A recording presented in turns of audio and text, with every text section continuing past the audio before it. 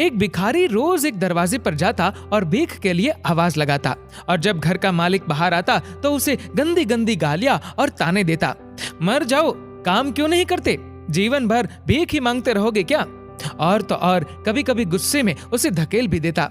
पर भिखारी सिर्फ इतना ही कहता, ईश्वर तुम्हारे पापों को क्षमा करे। एक दिन सेठ बड़े गुस्से में था, शायद व्यापार में घाटा हुआ था।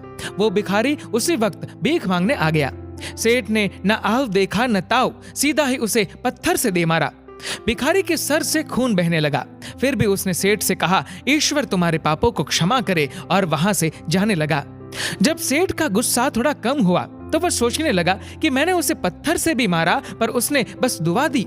इसके पीछे क्या रहस्य है, ये जानना पड़ेगा। और वह भिखारी के पीछे चलने लगा। भिखारी जहां भी जाता सेठ उसके पीछे पीछे जाता। कहीं कोई उस भिखारी को कुछ भीख दे देता तो कोई उसे मारता, जलील करता, गालियां देता, पर भिखारी इतना ही कहता, ईश्वर तुम्हारे पापों को क्षमा करे। अब अंधेरा हो चला था। भिखारी अपने घर लौट रहा था। सेठ भी उसके पीछे था।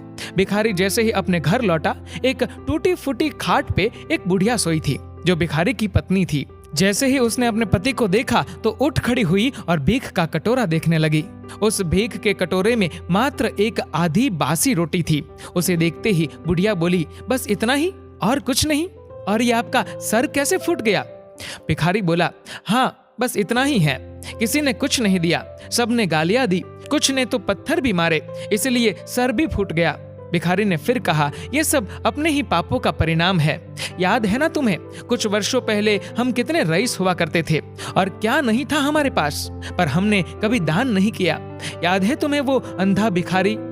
बुढ़िया की आंखों में आंसू आ गए और उसने कहा, हाँ, कैसे हम उस अंधे भिखारी का मजाक उड़ाते थे, कैसे उसे रोटियों की जगह खाली कागज रख देते थे, कैसे हम उसे जलील करते थे, कैसे हम उसे कभी कभी मार या धकेल देते थे। अब बुढ़िया ने कहा, हाँ, सब याद है मुझे, कैसे मैंने भी उसे राह नहीं दिखाई और घर के बने नाले में गिरा दिया था।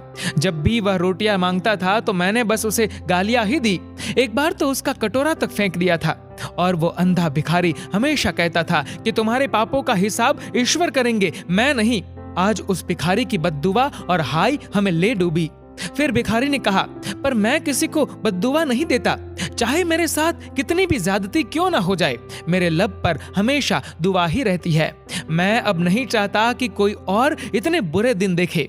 मेरे साथ अन्याय करने वालों को भी मैं दुआ देता हूँ, क्योंकि उनको मालूम ही नहीं वो क्या पाप कर रहे हैं, जो सीधा ईश्वर देख रहा है। जैसे हमने भुगती है कोई और ना भुगते, इसलिए मेरे दिल से बस अपना हाल देख के अब दुआ ही निकलती है। सेठ चुपके चुपके सब सुन रहा था। उसे अब सारी बात समझ आ गई थी।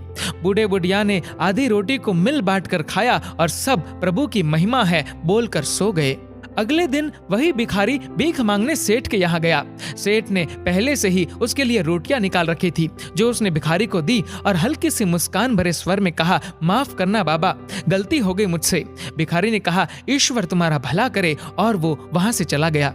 सेठ को एक बात समझ आ गई थी, इंसान तो बस दुआ या बद्दुआ देते हैं, पर उनको पूरी तो वह परम पिता ईश्वर कर्मों के हिसाब से ही करता है। कभी जलील मत करना किसी फकीर को अपनी चौखट पर, खुदा कब कटोरा बदल दे बता नहीं सकते। अतः अपनी इस जिंदगी में हो सके तो बस अच्छा ही करे। वो ईश्वर दिखता तो नहीं है, परंतु सबका हिसाब पक्का रहता है उसके पास। दोस्तों, इस वीडियो को लेकर आपकी क्या राय है, नीचे कमेंट करके जरूर बताएगा। और अगर आपको ये वीडियो अच्छा लगा हो तो इस वीडियो को लाइक करेगा, शेयर करेगा ज्यादा से ज्यादा लोगों तक, और ऐसे ही और भी इंस्पिरेशनल वीडियोस के लिए सब्सक्राइब करें हमारे यूट्यूब चैनल को और फेसबुक पर फॉलो करें हमारे पेज को। धन्यवाद।